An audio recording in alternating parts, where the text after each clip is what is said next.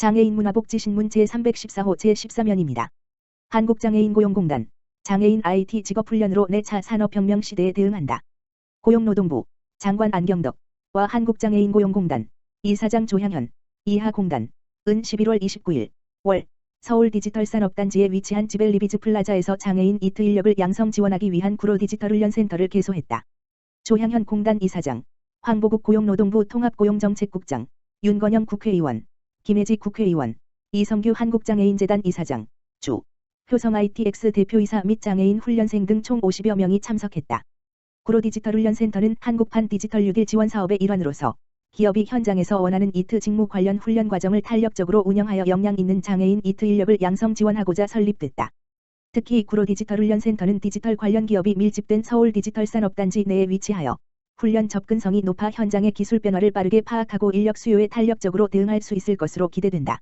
공단 조향현 이사장은 구로 디지털 훈련센터 개소를 계기로 4차 산업혁명 시대에 발맞추어 디지털 정보 격차를 해소할 뿐 아니라 보다 창의적이고 우수한 장애인 이트 인력 양성을 기대한다며 장애인 채용을 원하는 이트 관련 기업과 취업을 희망하는 장애인에게 최적의 서비스를 제공하여 고용이 활성화될 수 있도록 최선의 노력을 다하겠다고 말했다.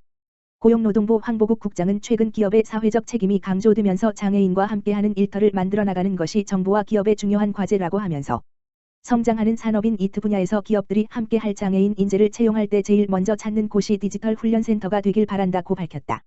한국장애인고용공단, 대한민국 일자리 어워드 최고상 수상. 한국장애인고용공단, 이사장 조향현, 이하공단, 은 2020한 대한민국 일자리 어워드에서 최고상인 대통령 직속 일자리위원회 부위원장상을 수상했다고 26일, 월, 밝혔다.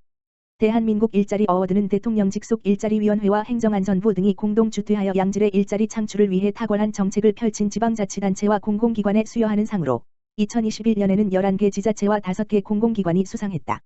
공단은 착한 사회적 일자리, 근로지원인 범부처 장애인 취업지원 전달체계 등 그간 추진한 일자리 정책에 대해 높은 평가를 받아 최고상 수상의 영예를 안았다. 특히 지난 10월에 열린 2020한 대한민국 일자리 엑스포 전시 심사에서는 장애인 보조공학기기를 선보여 장애인 고용정책의 다양성을 알리기도 하였다.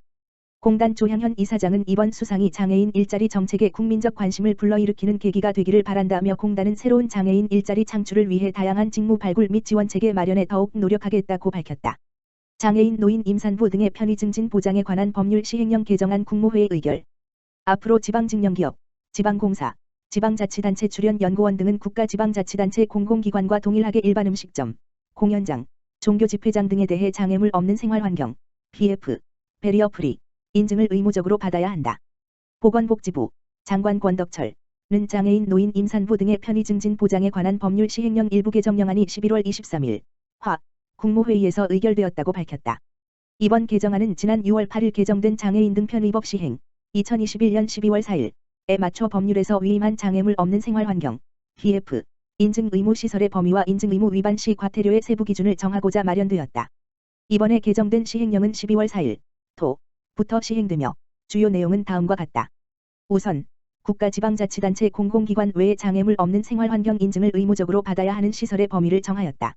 지방직영기업, 지방공사, 지방자치단체 출연연구원 등이 신축, 증축, 개축 또는 재축하는 공공건물 및 공중이용시설이나 민간이 신축, 증축, 개축 또는 재축하는 초고층 건축물 및 지하연계 복합건축물, 초고층 및 지하연계 복합건축물 재난관리에 관한 특별법 제2조, 은 장애물 없는 생활환경 인증을 의무적으로 받아야 한다.